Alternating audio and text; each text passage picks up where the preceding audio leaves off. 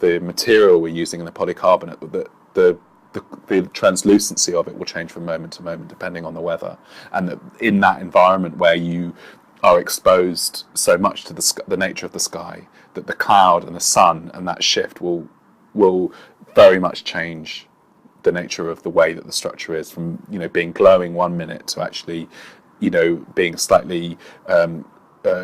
more blended with the landscape and from moment to moment. I'm just kind of interested in that as a consequence, or as a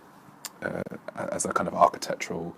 idea. There is a desire for its presence, and I think that the notion of the tower which emerges is potentially a reference point to a kind of military occupation, or the idea of something demarking a point in time or a point in space or a location. But then obviously the ephemerality of it came from the fact that it would appear and disappear, which I suppose occupations do, and I don't know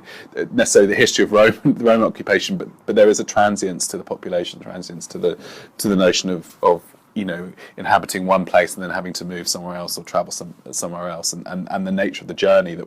is kind of implied by the movements across the Hadrian Wall, but also of the Roman occupation. And so this thing kind of appearing and disappearing, and